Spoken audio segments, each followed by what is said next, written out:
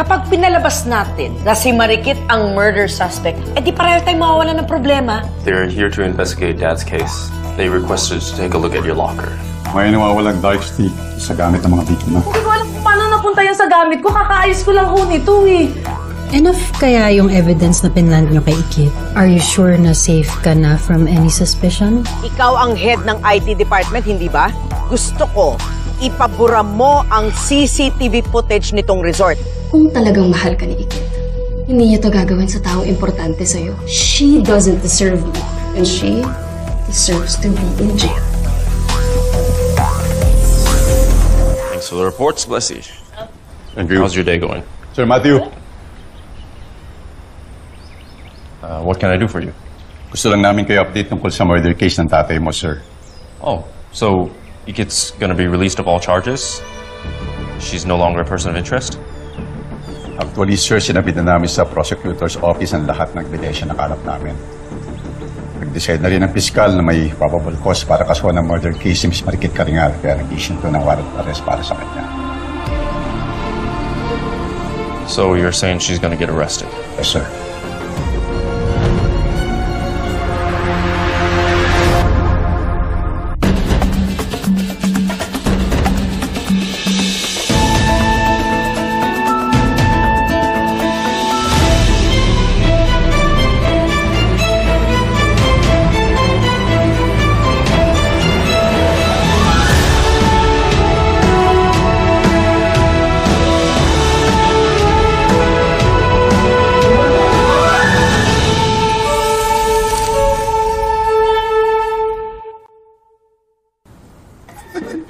Sabi mo na konti yan. Ano yan dyan?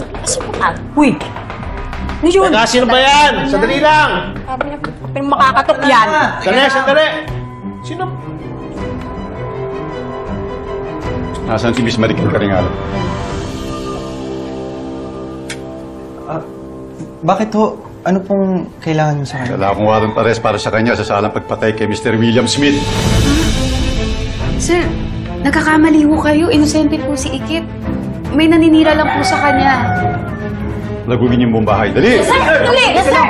Sandali! Hoy! Sandali! Oh my God!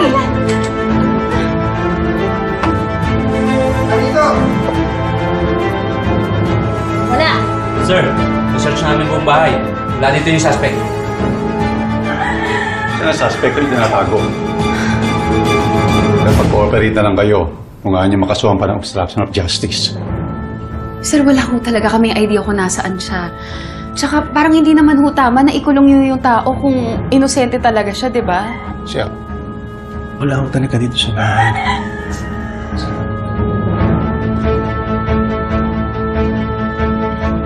Sabihin mo na si Ikit na huwag lang tumuli dito. Dali, siplihan mo na. Dali.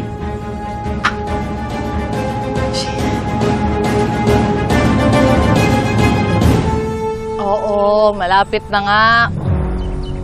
Eto na, tanong ko na yung bahay, oh. Beshi, huwag ka na tumuloy dito sa bahay, ha? Andito yung mga polis. Kakagaling lang nila dito. Siya?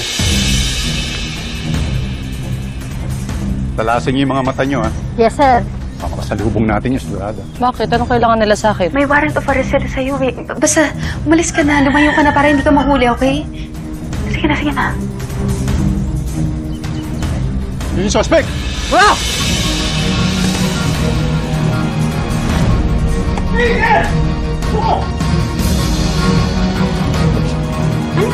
Ano yun?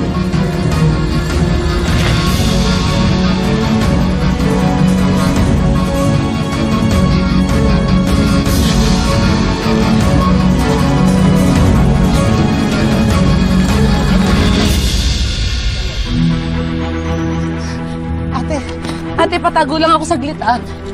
May ginagawa mo dito? May humahabol lang sa akin. Tulungan niyo lang ako. Ay, naku! Hindi! Ate, saglit lang naman. Baka mo. Hindi, malis ka rito. Malis ka rito. Hindi. Sa iba ka magtago.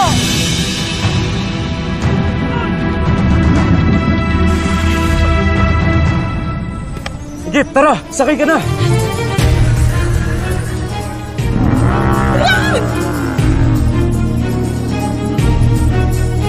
Abulin niyo! Tiga, sumupit!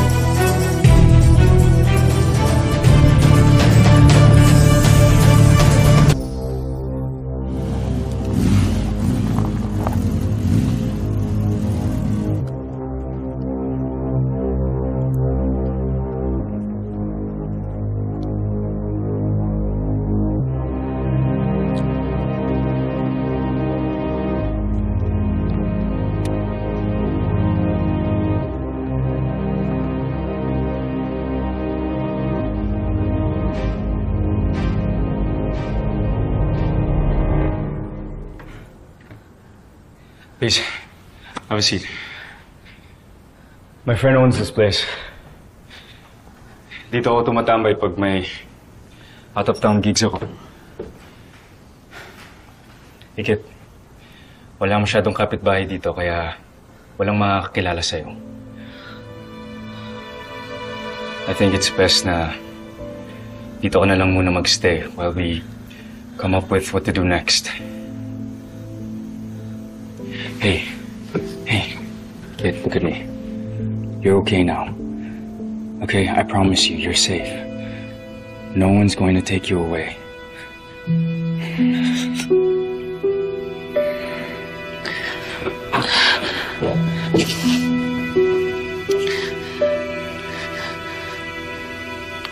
Drew, saya-saya ko lang nung nakaraan eh.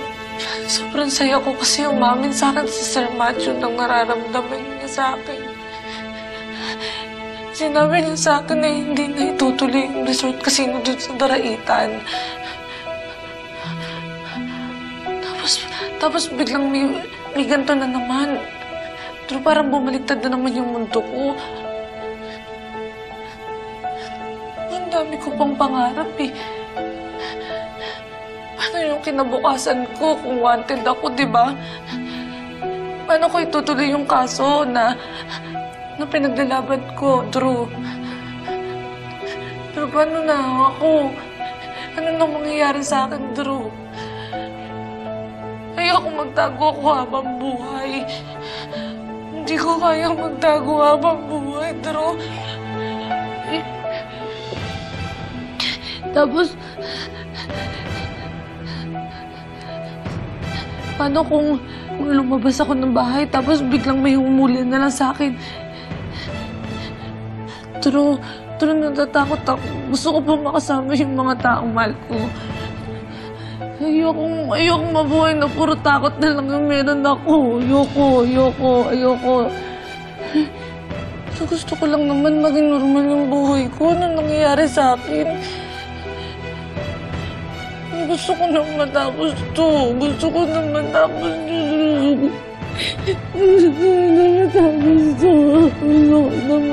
Problema na to, Drew. Napapagod na ako. Natatakot ako. Natatakot ako.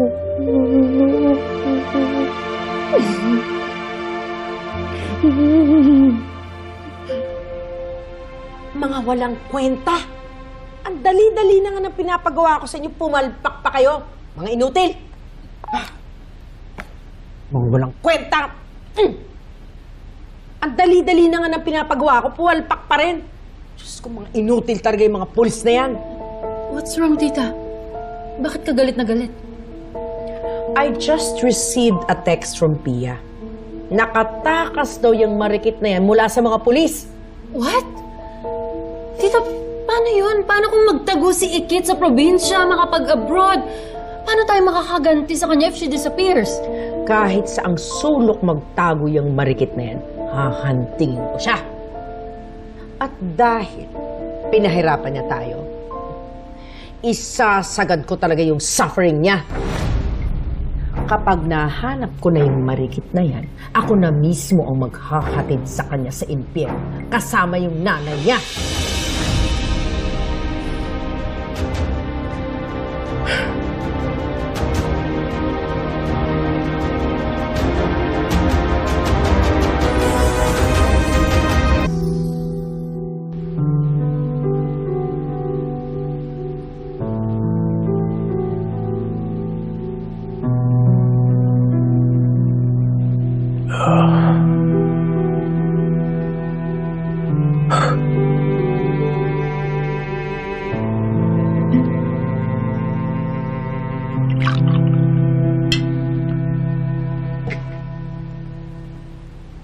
Yeah.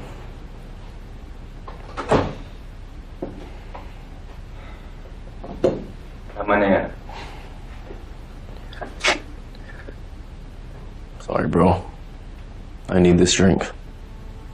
Maybe it'll help take the edge off. Kasi baka mag-snap na ako.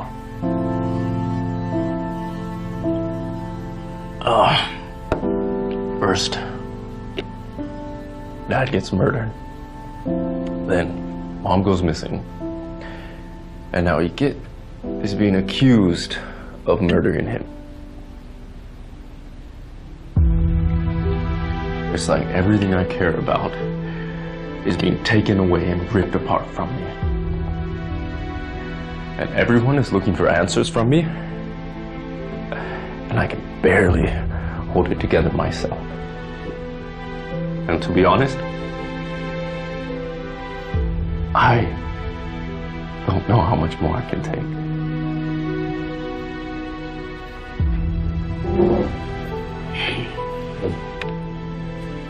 Be okay, Kuya. Nag-file na ako ng missing persons report. Hinahanap na ng police si Mom.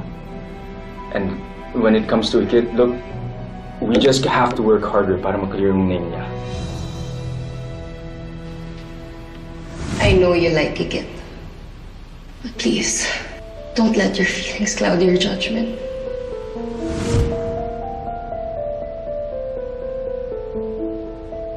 Kuya. I'm so confused right now, Drew. I want to believe in Ikit. I really do. Something just doesn't feel right.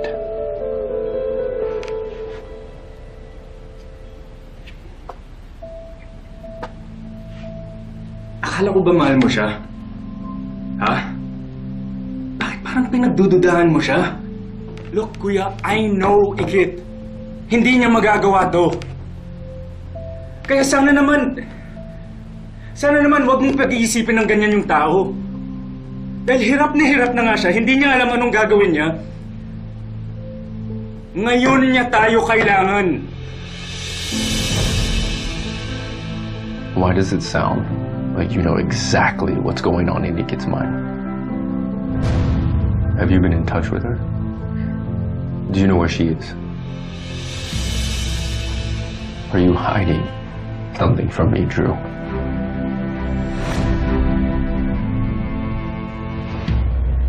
I'm sorry, Kuya.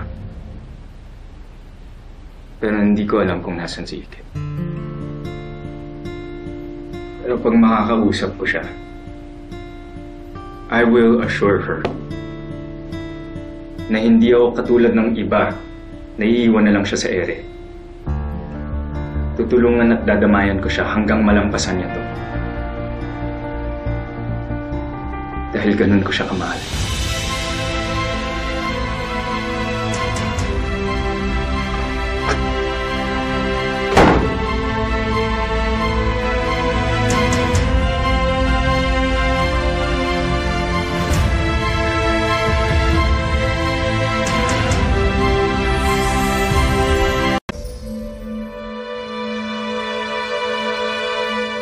Ano ba? Bakit mo ba ako tinutulungan?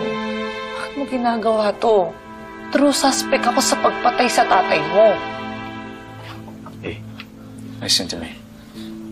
Wala akong pakialam sa sinasabi ng ibang tao. Mas kilala kita kaysa sa kanila. Ikit. Hey, nandito ako dahil naniniwala ako sa'yo. Parehas naman tayo ng gusto. At yun ay mahanap kung sino talaga ang pumatay sa dad ko. Tama ka. Pasensya ka na. Pero maraming salamat kasi hindi mo ko ginajudge. Hindi kagaya nung iba na ang sama-sama ka ganun tingin nila sa akin. Nagsasabi naman ako ng totoo eh. Sa tingin mo ba, pag napanood ba nila yung vlog ko, mas magigets nila ako? Mas may intindihan nila ako? Tulungan mo ako. Sabihin mo sa kanila na inosente ako, lalo-lalo na sa kuya mo kay Sir Macho, ha? Sabihin mo, nagsasabi talaga ako ng totoo. Hey, listen to me. Hey, Ikit, wag mo munang isipin kung anong magiging reaksyon ng ibang tao. Including kuyas. Basta maging totoo ka, pag nakita nila na sincere ka, I'm sure they'll listen. At alam ko maniniwala sila sa'yo. Tama ka. You ready?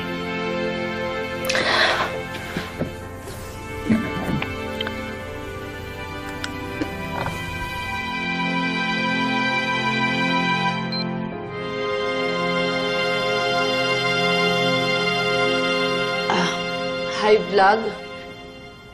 Ako nga pala si Binibining Marikit, your online tour guide at your service. Pasensya na kayo kasi kailangan ko muna magseryoso ngayon. Kasi meron matinding paratang na kailangan kong itama.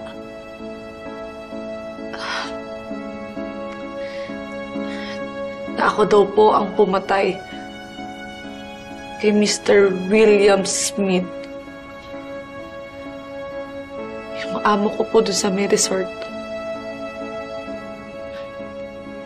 Wala pong katotohanan lahat ng yon. Hindi ko po siya sinaktan. Hindi po ako yung pumatay sa kanya.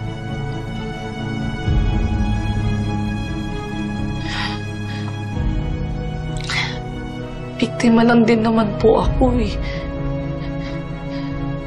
Biktima po ako nung taong gustong baliktarin po ako. Sinet up lang po talaga ako. At pinagbibintangan na ako daw po yung gumawa ng krimen na sila naman po talaga yung gumawa. Para po sa mga taong nagmamahal po sa akin. Sana po nandyan pa rin po kayo. Sana wag po kayong magbago. Sana hindi ho kayo na-impluwensyahan ng mga maling balita na pinapakalat po tungkol sa akin.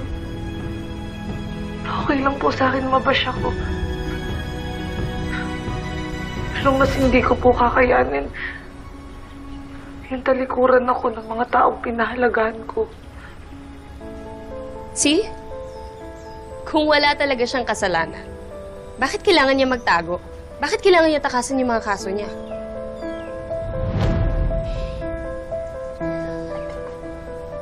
Oh, you know what? Starting today, idodrop ko na si Ikip bilang client ko. Why? Kasi ayoko ma-drag down with her. And I think kailangan mong gumawa ng statement about it, Matthew. Kailangan mong i-assure yung mga clientele mo na hindi na parte ng resort na to si Ikip. Baka masira pa yung image ng resort niyo kung malaman nila na ma-associate kayo sa isang murderer.